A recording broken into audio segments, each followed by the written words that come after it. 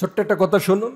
হযরতে শিহাবুদ্দিন কালবি রহমাতুল্লাহ আলাইহি উনি কালবি নামক কিতাবের 163 নম্বর পৃষ্ঠায় লিখছেন, মনোযোগ দিয়ে শুনবেন। হযরতে শিবলি রহমাতুল্লাহ আলাইহি আপনাদের সামনে যেমন আমি বয়ান করতেছি, আল্লাহর ওলি উনি বয়ান করতেছেন মানুষের মাঝখানে।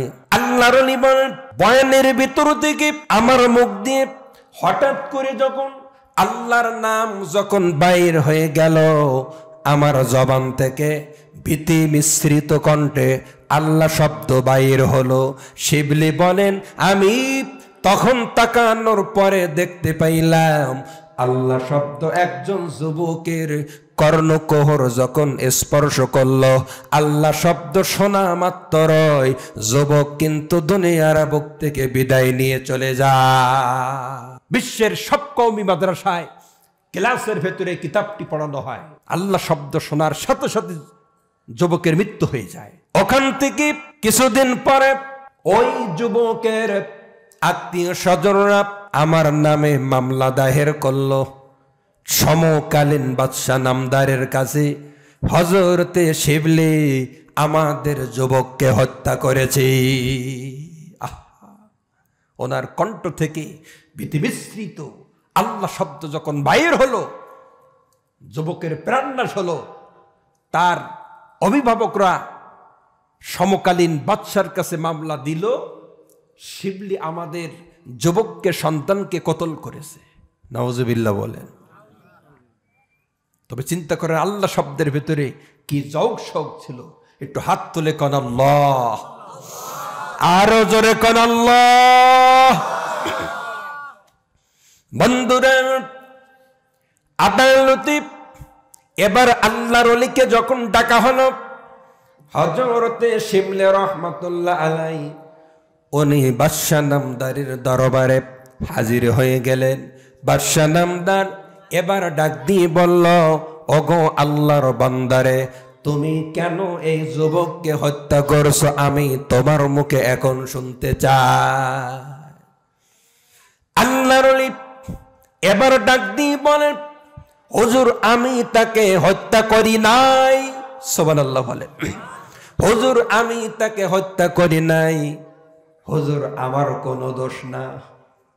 আল্লাহর বান্দা আল্লাহ পাক তার বান্দাকে ডাক দেছে, বান্দা আল্লাহ পাকের ডাকে সাড়া দেছে, যার জিনিস তার কাছে চলে গেছে। হুজুর আমার তো করার কিছু নাই। হুজুর আমি তার মারিনি, যার জিনিস সে নিয়ে নেছে। হুজুর এখানে আমার কি দোষ? বাদশা নামদার আমার তো কোনো অপরাধ নয়। বিশ্বাস আপনি করেন আর না করেন, মৃত্যুবরণ করা লাগবে কি লাগবে না ভাই? জোরে কর, লাগবে কি লাগবে না? একজন কাফের আল্লাহ মানে না, নবী মানে না, কোরআন হাদিস মানে না, কিন্তু মৃত্যুবরণ করা লাগবে। কোরআনে এই আয়াত যেখানে আছে, এই আয়াত কি কোনো কাফের অস্বীকার করে নাই? কোনো কাফের অস্বীকার করে না। এই জন্য আল্লাহ পাক রব্বুল আলামিন মহাগ্রন্থ আল কোরআনের ভেতরে বলেন, কুল্লু নাফসিন যায়িকাতুল মাউত সুম্মা ইলাইনা তুরজাউন।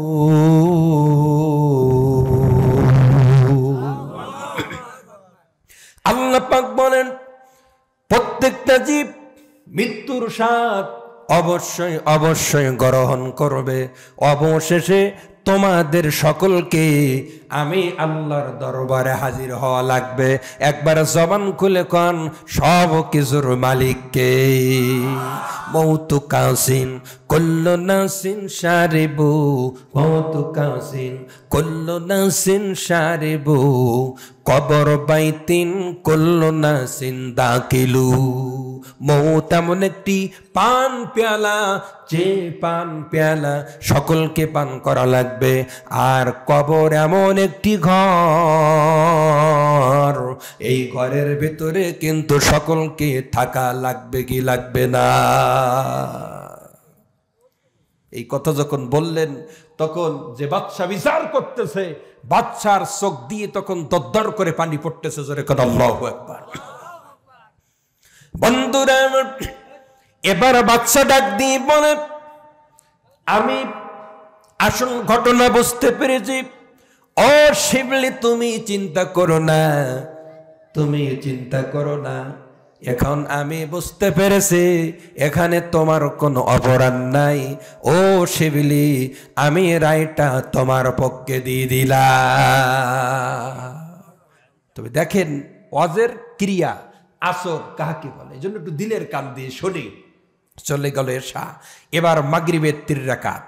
মাগরিবের 3 রাকাত নামাজ আল্লাহ পাক রব্বুল আলামিন আপনাকে আমাকে দান করেছেন হযরতে ইয়াকুব নবীর থেকে। কোন নবী ভাই? ইয়াকুব নবীর থেকে দান করেছেন মাগরিবের 3 রাকাত। কিভাবে? আমরা সবাই জানি হযরতে ইয়াকুব আলাইহিস সালাম তার সন্তানকে সবচেয়ে বেশি মহব্বত করতেন। সেই সন্তানের নাম কি ভাই? ইউসুফ আলাইহিস সালাম। ভাইয়েরা কুয়ার ভিতরে ফেলে দিয়েছে, মনে করেছিল মারা গেছে, জীবিত নাই, কিন্তু আসলে জীবিত রাখছিলেন কে?